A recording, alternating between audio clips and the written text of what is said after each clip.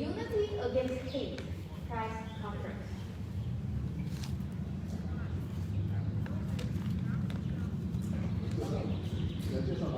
Apapa, Los Angeles chapter. President Wiley Young.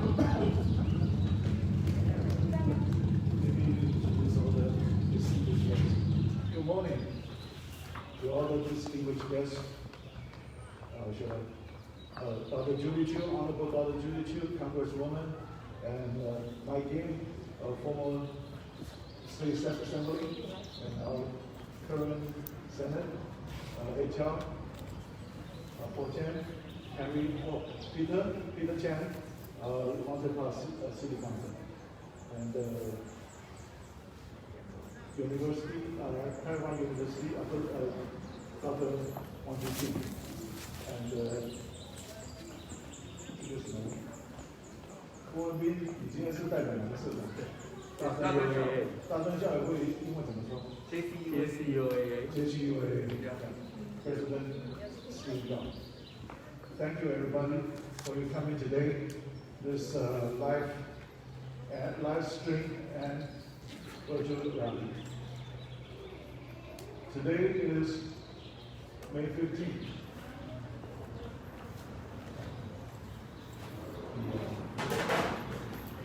So we start May 15th. This is my first time. I'm kind of nervous to all this people, but I try to relax.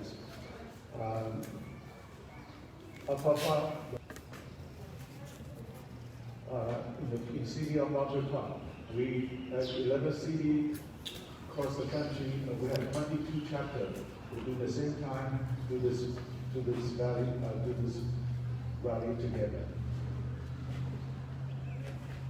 Due to the pandemic,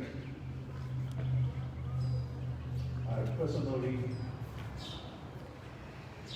pray that we can have a better solution for this pandemic. And everybody can go back to their normal life. Secondly, the most important thing is today's international rally, Unity Against Hate, and stop AAPI. Personally, I have never think or speak so much hate in such a short sentence. And I hope we can do something. Thank you. We can do something to stop the hate. And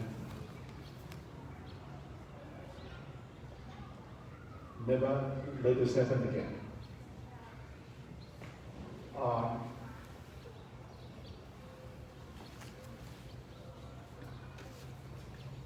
Respectfully, for all mankind, we should regardless the color, the race, and the age. They all should be treated equally. And maybe we should start and learn the evaluation, the love.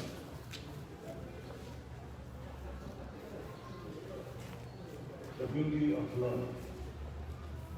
To share the love. When we talk about love, love brings us brightness. Love is continuous. And love is gracious. So I believe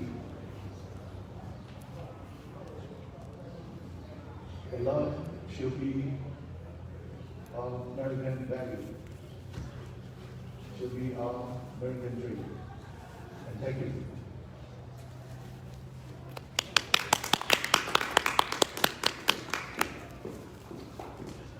Now we welcome our Congresswoman, Julie Chu.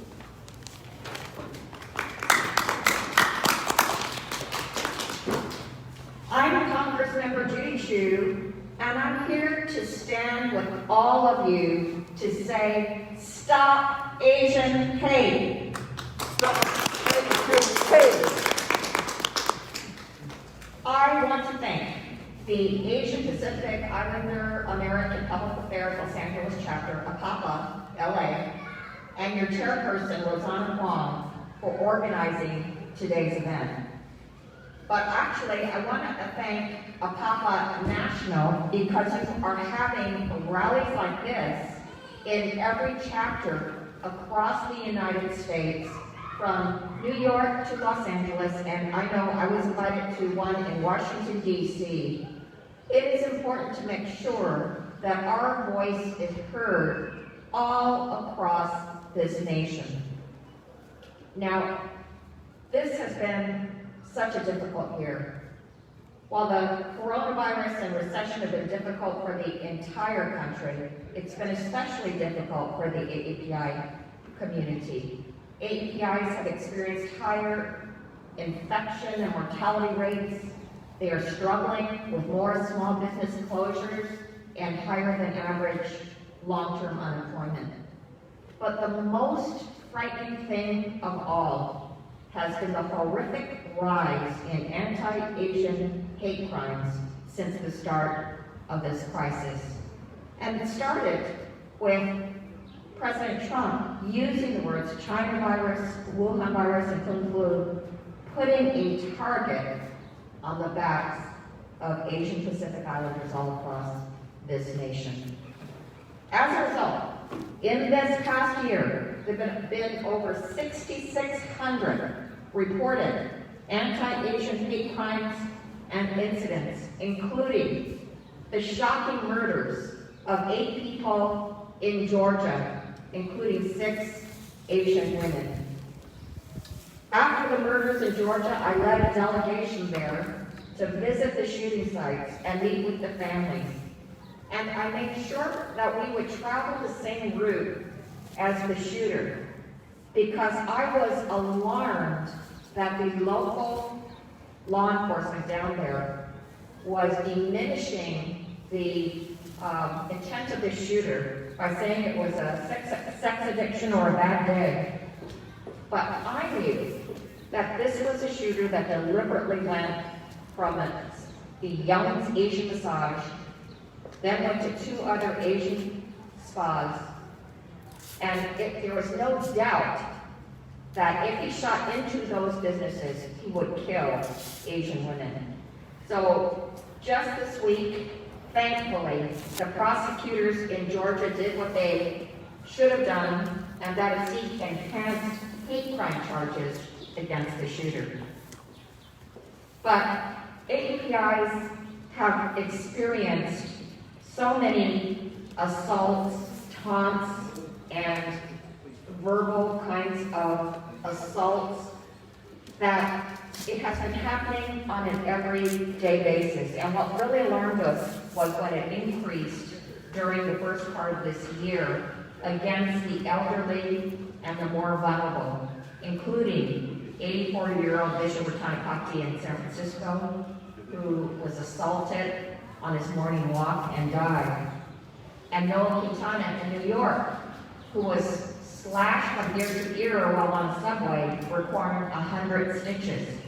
Or Matthew Allen right here at the Rosie's bus stop, who was beaten with his own cane, causing him to lose part of his finger.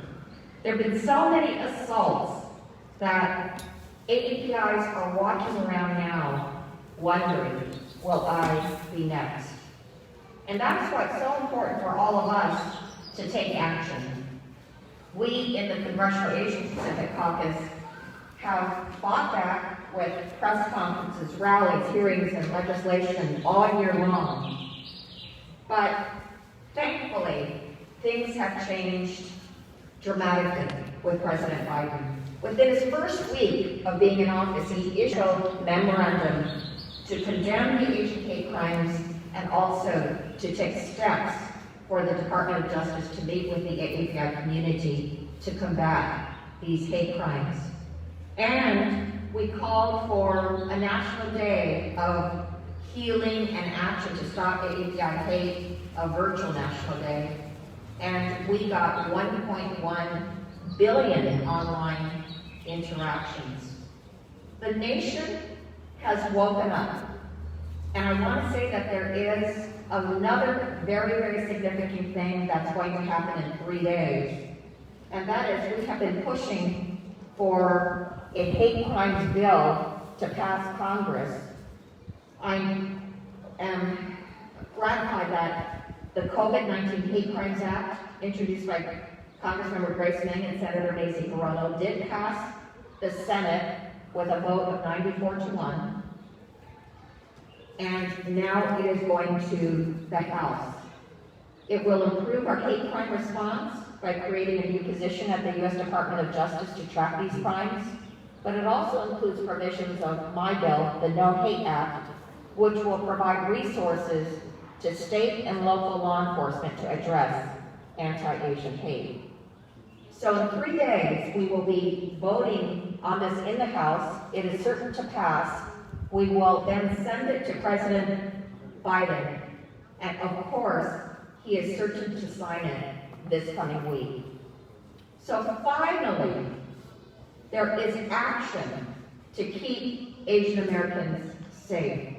And it could not happen without all of you, without all of you standing up, raising your voices, and saying, "Stop Asian hate."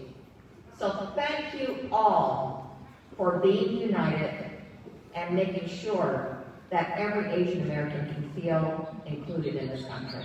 Thank you. Now we welcome our Assembly member and John.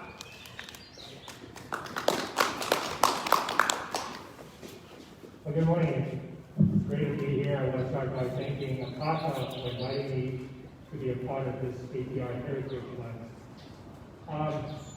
I represent the 49th Assembly District, and earlier this week, on the Assembly floor of the California Legislature, I introduced and presented a resolution, ACR 55, commemorating the 150th anniversary of the 1870 massacre of Chinese.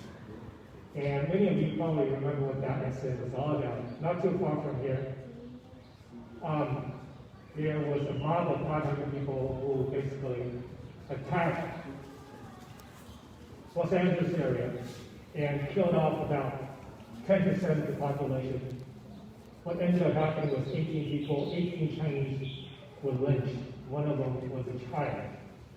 And when I think about an incident like that, I think about the similarities that we saw 150 years ago with what's happening today. And I see commonalities. For example, they're both motivated by hate. And back then, it was because of the job situation here in Los Angeles. And now, APIs are being blamed for the coronavirus. Like everybody else, APIs are victims of the pandemic also. You know, we also have people who lost their loved ones. We also know people who lost their businesses and pay their rent. We also know people who have kids who can't go to school. We're just as much victims as everybody else. So blaming the APIs for the coronavirus is simply wrong. And I think for too long, the API community has been quiet and silent. And we've been called the minority, silent majority, or model minority, but yet we haven't been able to speak out.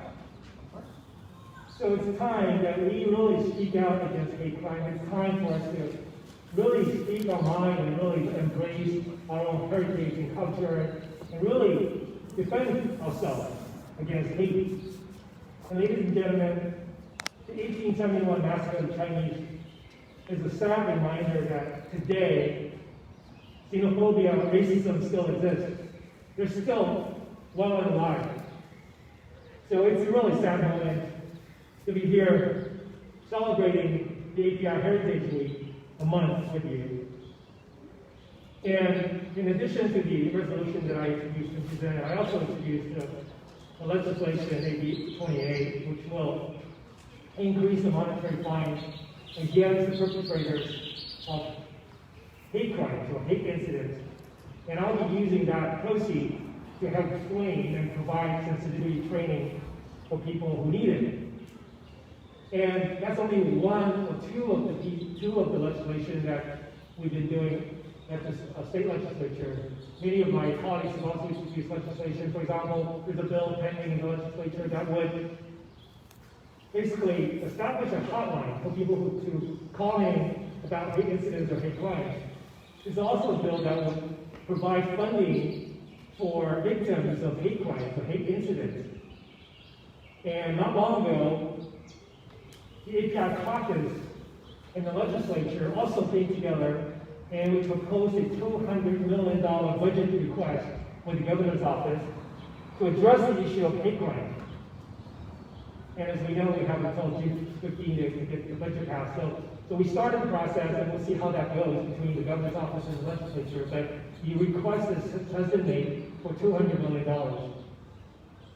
And within weeks of the Atlanta incident, the legislature also passed a budget bill that would allocate $1.4 million to study and gather data about hate incidents, and we're going to ask UCLA to conduct that study. So without data, we can't really identify what the problems are and how to address them. So it's a multi-pronged approach when it comes to combating hate crimes, and my bill is one of the approaches, and then we have also all these other approaches that hopefully will put a dent in this problem. And many of you also know that just a few weeks ago, Governor Newsom appointed Rob Bonta, Assemblymember Rob Bonta, to be the Attorney General. And Rob Bonta is also the first Filipino American who served in the capacity of Attorney General. And before he was appointed, he also made promises that he would address this hate crime scenario. And sure enough, once he took office, he immediately, just a few days ago, established a new racial justice bureau to address hate crimes, among other things. So those are some of the things that we've been doing at the legislature level, in addition to having press conferences and also rallies and other things as well. So only together we can fight this thing. So thank you again for having me here. And if there's anything else we can do at the state legislature level, please let us know. We'll be happy to work with all of you. But it's time for us to speak out. Speak out against hate, speak out against xenophobia. And that's the only way we can combat hate crimes. So thank you for having me. Thank you. Thank you. Now welcome to our former Assembly member, Mike Ng. Thank you very much, and hello, Asian America. I understand we're on Facebook Live. Nation from one coast to another, California. Hello, California. Hello, LA County. Well, thank you so much to Papa Wiley Young, our president, and also Rosanna Huang, one of the hardest working people I've ever known in my entire life, for putting this together. You know, hate is horrible, and we see the headlines, but hate is also personal. And let me tell you how it's affected me, as it's probably affected each and every one of you. It's just that your story has not yet appeared in the media. My grandfather experienced hate of the worst type. He happened to be Chinese American, subject to the Chinese Exclusion Act. The first and only time in the history of America where one ethnic group was singled out to say that you are so horrible. What Trump used to say. You are so horrible, bad people, that we're going to ban you from ever coming to America. And if you're in America, like my grandfather was, he couldn't go back. So he was separated for many, many years from his family. It's my grandmother and his grandchildren. So that was then. How about the next generation? My father served in World War II. He was an U.S. Army veteran, served honorably. However, when he was discharged, he went back to the San Francisco Bay Area. He couldn't find housing. He would go to place after place after place, and inconveniently, the very apartment that was advertised in the newspaper the day before was no longer available. So you know what I'm going to do? I'm going to put on my U.S. Army uniform. And so he went to this beautiful house overlooking the San Francisco Bay with his mother, which is like my mother and my sister and myself. And this is just one thing that he told me before he passed away with tears in his eyes. He said that morning was a moment of awakening. He knocked on the door, the woman looked over the second floor down at him and said, "What do you want?" He said, I came for this apartment, had the ad. She returned, retreated into her room, came out and poured garbage over him and said, "Go back to China, you China." And that really hurt. That hurt him so badly that he couldn't bear to tell me that story until many, many years later, just before he passed away. How about this generation? My generation. Unfortunately, I experienced the same hate in the 7th grade. I was bullied. I was called names. Every ethnic slur that you can imagine I was called. So I asked my parents, what should I do about this? And to my surprise, they said, "I'm sorry." They sent me to a doctor to find out what was wrong with me. But unfortunately, there was no papa. And what was the difference between then and now? Today we have a papa. Give a papa a round of applause, and every civil rights advocacy organization there is. Number two, we have amazing role models, such as our elected officials, led by Congresswoman Judy Chu and the elected officials here today. Give our elected officials a round of applause for standing up. Because we didn't have that back in the day. We have lawyers, civil rights lawyers. And we have the national attention. Remember the year 2021, because this is the year that is our day in the sun. And it's only going to be very brief. For this magical moment, we are in the headlines.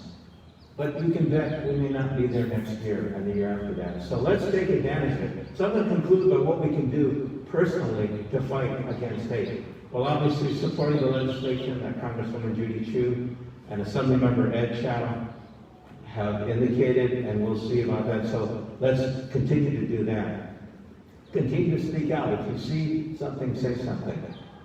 But there are other things that we can do as well. And this is what will happen long after 2021, our day in the sun, has ended, and we're in the dark shadows again.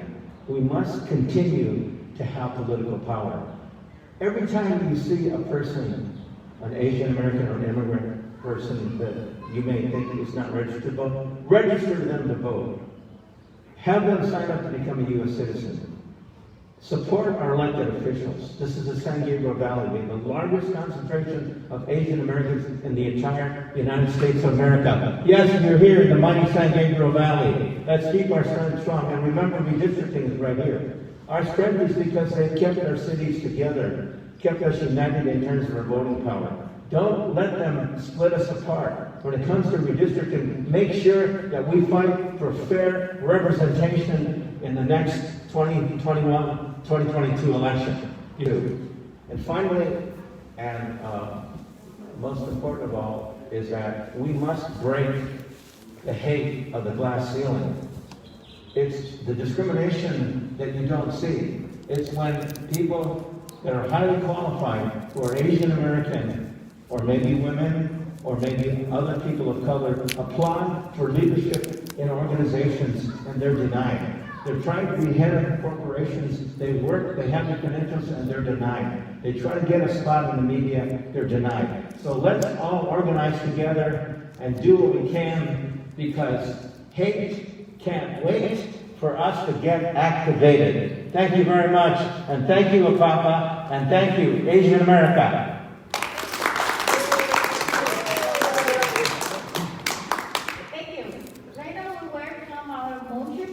Mayor Pro Tem, Henry Rowe. Henry Rowe.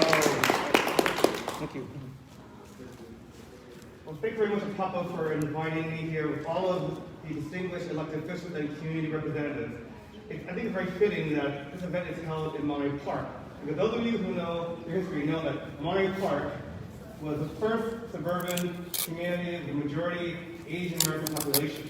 And of course, our Congresswoman Judy Chu and our former Senator Mike Gaines can attest to that history, and that's also the transition and the tension that occurred, because unfortunately, Monterey Park also has a dubious history of being the starting point of the English-only movement, in which the leaders of the time were xenophobic and afraid of changes that were taking place, and tried to stop that change. Also, they could just stop the clock, and actually have passed ordinances requiring English-only signatures and signs in local businesses. But fortunately, people like Judy Chu and like and activists in this community organized and said, you know, that is not Monterey Park. We are a community that embraces our diversity. Our city motto is pride in the past and faith in the future. And part of that future is embracing in diversity and inclusion. And it is unfortunate that here we are in 2021, but we see again xenophobia and anti-Asian hate in this community. This month, which is Asian American Heritage Month, and not to mention, next week, May 18th, is actually a national observance of anti-Asian bullying. And it is reason why it is May 18th, it is because it is also to mark the birthday of Vincent Chin. And those of you who know the history of Vincent Chin, he was a Chinese American who now, over 40 years ago, was killed in a hate crime because he was mistaken for being Japanese, because this is the height of the recession, and that you had some disgruntled auto workers who decided to take out their frustrations on an innocent bystander.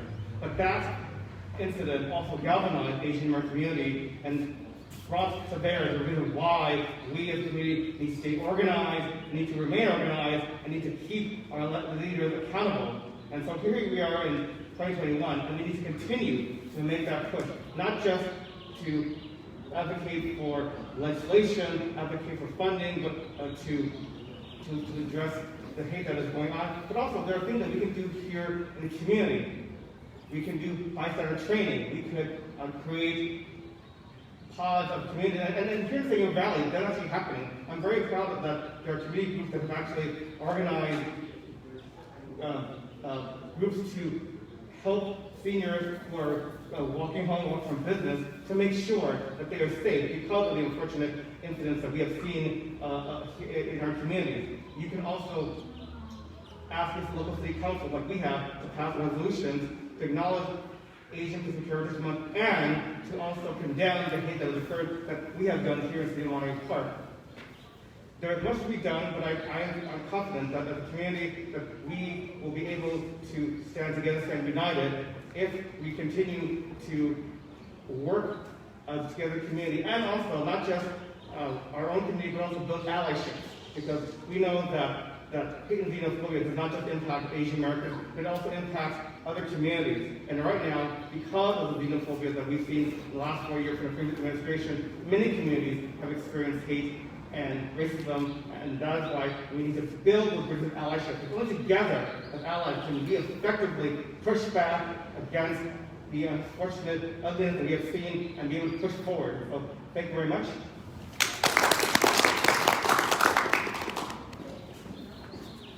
Thank you. Right now, we welcome our California State University of Los Angeles. I actually just forgot my colleague, Peter Chan. Oh, sorry. Welcome to our Monterey Park Council member, Peter Chen. Hey, Peter.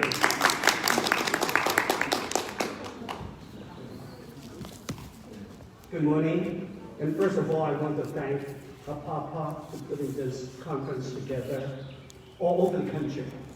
And I especially thank them to put it in Monterey Park, right here in the middle of the Asian American communities. It's very important that we know what's going on, not just lately, but throughout history. Although American history is only a few hundred years old. But Asian Americans, right from the start, was being discriminated and was in pretty bad shape. We can look back, 1850s, Chinese Americans and Asian Americans came over to do the gold mines. And then in the 1860s, going to do the transcontinental railroads, connect the East Coast to the West Coast. And that transformed America to be a world power because of the transportations, the railroad, economy, and everything goes through the whole country. And after the Transcontinental Railroad was built, the Asian Americans has nowhere to go, no jobs to do. They came to Sacramento, San Joaquin Valley, and built the agricultural empire and transformed the wastelands into the farmable land and make California the agricultural empire of the world. With all those contributions from the Asian American, the reward from Congress was the Chinese Exclusion Act. That was enacted in 1882. For 61 years, Asian Americans, especially Chinese Americans, were not the same as the ordinary American. They were second-class citizens. And on top of that, during World War II, Japanese internment, although the Japanese Americans contributed a lot, same as the Americans in World War II, but they got interned for many years. That's the history. So Asian Americans was always an easy target. When the economy, when things are going bad, easy target, convenient target is good to go. But it needs to be changed. We have to do something about it. We can start with education. And I know that Assemblyman Ed Chow has put it into elementary school and high schools, the curriculum to talk about the railroads and the gold mines and also, what's happening at that time. And I know that Congressperson Judy Chu has put in as a regret from the Congress to recognize what's wrong before. But that's only a starting point. We need to move on. We need to know that mainstream, every American needs to know the history of what's wrong before. And education is a starting point. But we need to go to universities, need to research standards. And I know that Stanford University and Huntington Library, they're doing research on the Asian Americans, the railroad history. That's a good starting point. But we need to move on. We need to get into Hollywood. We get into the newspapers, the mainstream TV stations to know what's going on. We can go a step at a time. We can tell our own stories, because I know that my gay former assembly person talk about the examples, the stories. I know it's painful. I know it's tough to talk about it. It's even harder to say it out in public. But we need to do it because every one of us have our own stories. Let's get it out of our system. Tell the whole world what we have endured, what we have experienced, so they know what's going on. That's important. And then we need to get into all the different careers like the police, the fire, the military, and also the corporate America. Asian Americans were not in there. It's a glass ceiling. You can look at it, but we cannot touch it. That needs to be changed. And we need legislations to correct that and enhance it so that more incentive for the big American corporations to hire more Asian Americans to be in the leadership position and the public sector. Cities, counties, states, federal government has looked into the Asian American talent pool to elevate them, to help them to get into the leadership role. And that's important. And then lastly, we need to talk to other organizations like the Jewish groups, the blacks, the other groups. Exchange stories, exchange information, cooperate together, collaborate together to further our interests. So today is only a starting point. We need to work together to make America a better place for all of us to live in. So thank you, Papa, again, to put this together, and let's work together to make equality for all of us. Thank you. Thank you. Right now, we welcome our California State University, Los Angeles, Professor Zhang Kechen.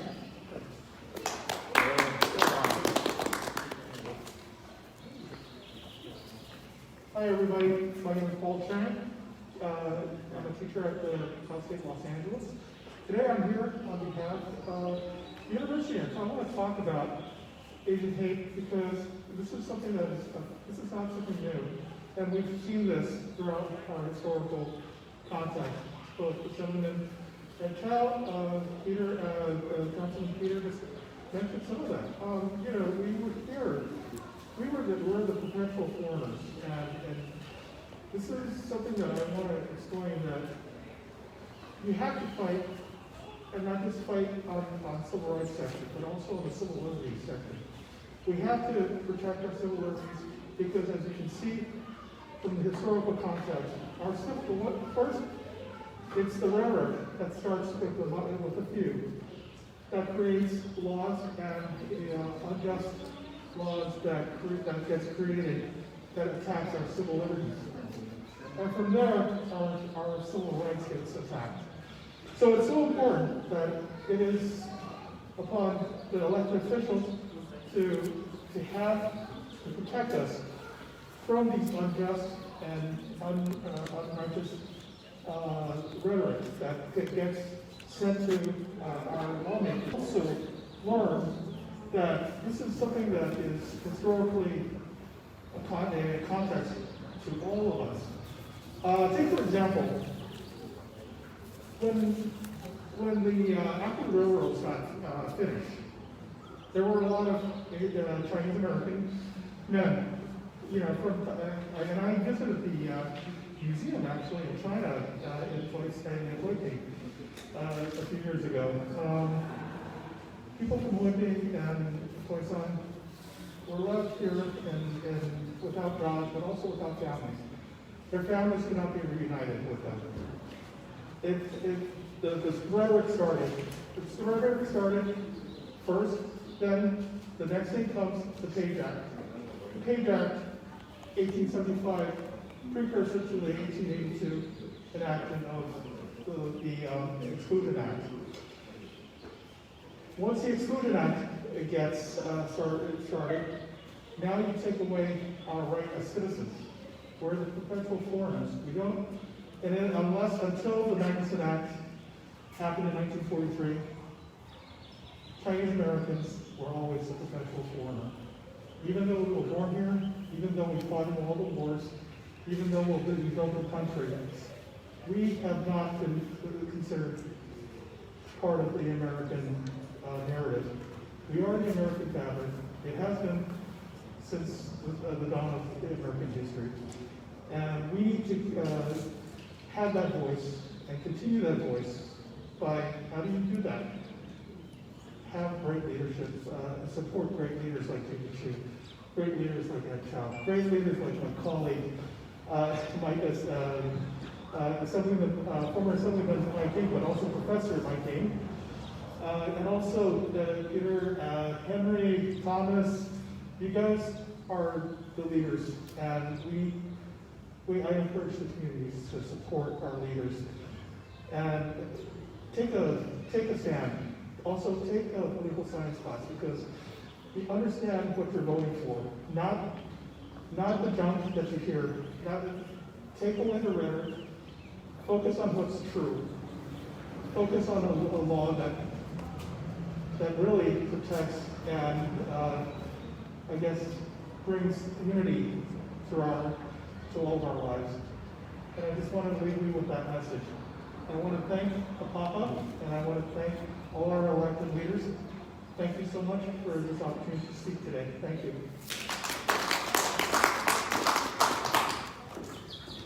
Thank you. Right now, welcome our Thai Americans Against Hate, Jerry Raven.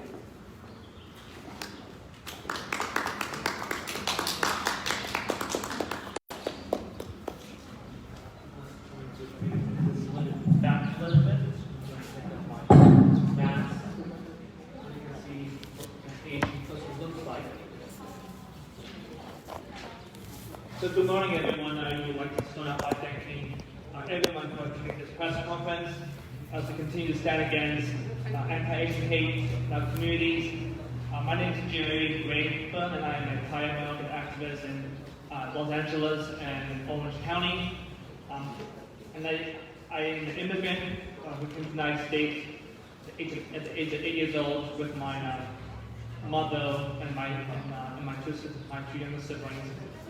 We came here for a better life, for the American dream. So a little over a year ago, the COVID-19 pandemic had reached the United States, and soon thereafter, the Asian Americans were being scapegoated for this pandemic. This pandemic is the fault of no one. Nobody is to blame for this virus. Asian Americans are Americans. A Thai elderly man named Vicha Krishnapakdi was murdered in his Friday after coming back from his morning walk. He was 84 years old. This is an elderly man, gentleman, who did nothing to anyone, and he was suddenly killed in his driveway out of the blue. And I felt emboldened to take action. I knew I had to do something. So I immediately organized a small rally, three rallies, two in Los Angeles and one in San Francisco. And since March, there have been over 7,000 reported incidents of hate crimes, of hate incidents against Asian Americans in the month of March alone, according to Stop AAPI Hate.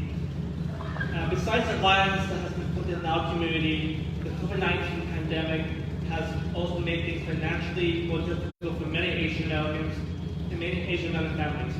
A few weeks after the pandemic shook financial markets, in April 2020, I was unfortunately laid off from my job and have been laid off for a year now.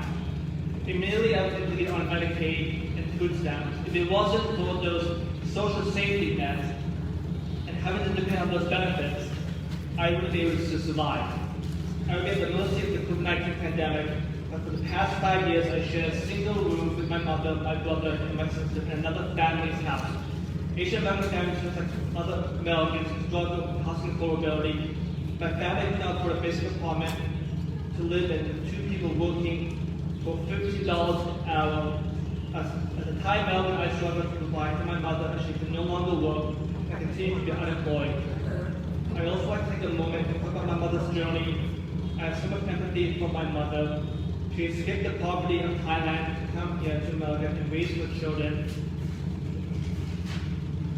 in a more prosperous nation. The nation that would have promised us that if we work hard for it, we would achieve or can achieve the American dream.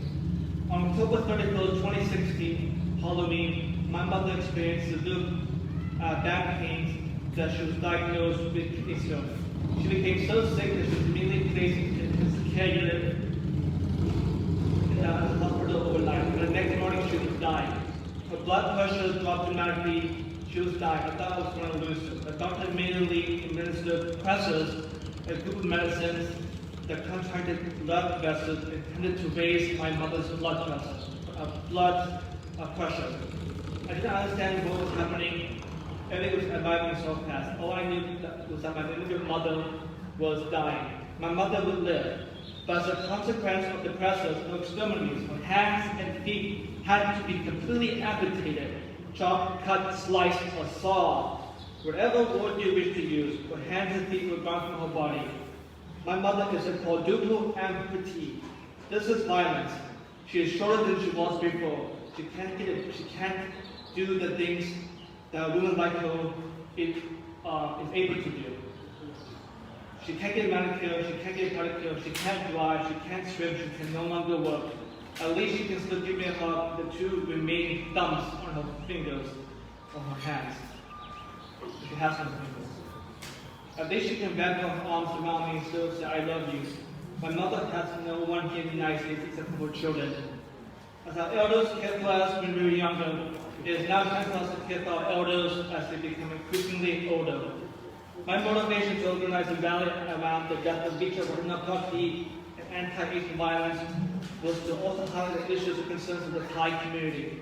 Compared to the false narrative of the modern minority, the Asian Americans are doing well. Thai Americans and other Southeast Asian groups suffer from greater poverty, unemployment, as well as lower college attendance and graduation rates. There are also great trauma and mental health issues in our community compared to East Asians. As a Thai American immigrant of Southeast Asian descent, there were never resources for our family. I didn't speak English when I came to the United States, and my mother didn't speak it well enough. I don't ever remember there being resources for English language learners for immigrant communities, especially the Thai community. Furthermore, when my mother was in the hospital, there was no linguistically appropriate medical interpreters to help us explain to my mother what was going on and why she needed to have her feet and her hands chopped off. Moreover, as we Thai Americans struggle with housing affordability, like I said, my brother and I were making $15 an hour, the both of us, and we still could not afford an apartment. Like I said, Asian Americans are not a model minority. Thai Americans and other Southeast Asians are minorities within a minority. And as our voices as a minority within a minority, we are often unheard. Keep in mind that there is no Asian American story without Southeast Asians or even South Asians. But as we continue fighting against anti-Asian violence, we must be cognizant of the institutional racial structures that plague our black brothers and sisters as well as Latinx allies. The time for solidarity now, the solidarity is now. Let us unite as one voice of change. This country is our home. America is an amazing country. Its people are amazing. But I do not wish to be naive. America needs fixing. Complacency is not an option for any American today. It is definitely not an option for me. Times are tough, but I will not be demoralized. I will not be defeated, and neither should you. Instead, let us persist together. Let us struggle together to make America better. Let us come together to stop the hate, demand accountability from the elected politicians such as the District Attorney in San Francisco, as well as the Los Angeles DA, and justice in our community, and justice for each other in our party. The time for solidarity is now. So let's come together as Americans in unity and persist in this fight for equal justice together, end the violence and the racism. Thank you. Thank you. Now welcome to our LA 8020 President and TBAC Vice President Wang Jun-Qin.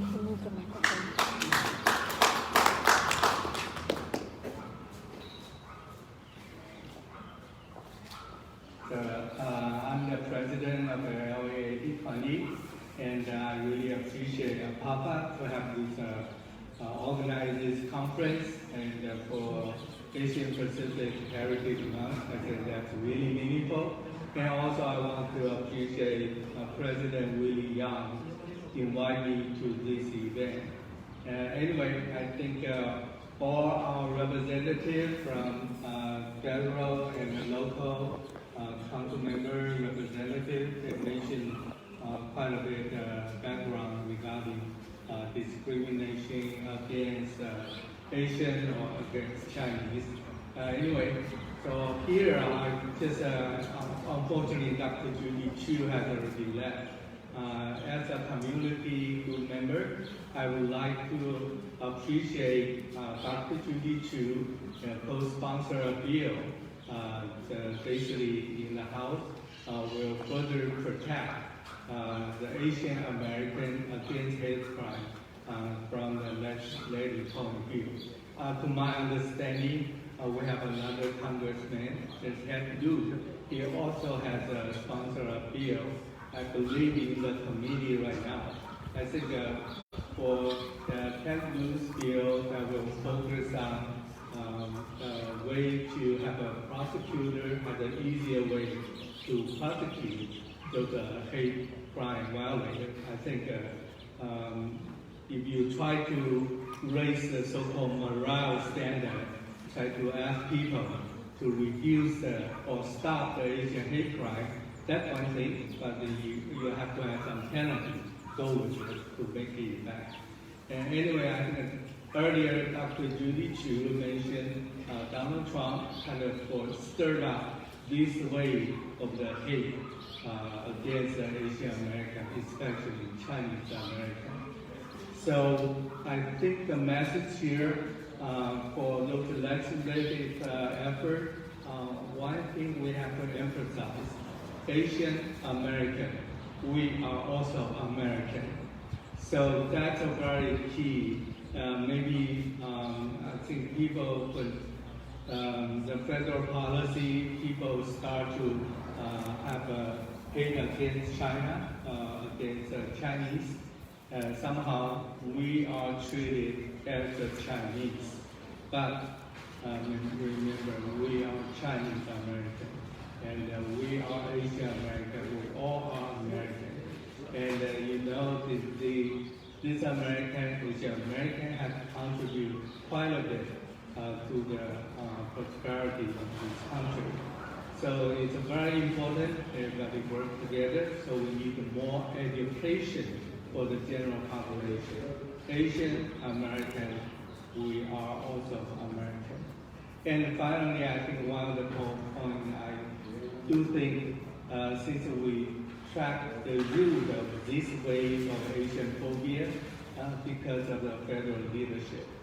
And I think that's a message for President Biden. Is that possible? We can have a kinder international relationship if we still maintain the so-called treating China as an enemy, and I think the root's still there. And if the education efforts not there, I think the Asian hate crime will continue. And so that's my high hope for our representatives from local, from federal, just to see whether we can have a so-called win-win opportunity to have the basically we can achieve much better world peace. I think in Monterey Park, in front of our City Hall, we have Second World War II monument to memorize from Chinese and American. We work together. We defeat the Japanese aggression during the World War II. So we achieve the world peace. So again, I think our world is big enough. We have money much enough. So every country can work together to become win-win. So really, I think for the federal policy, maybe we should have a paradigm shift. Try to create a win-win situation and have a better world, the chance to achieve world peace. Thank you. Thank you. Right now is our pop-up donation ceremony.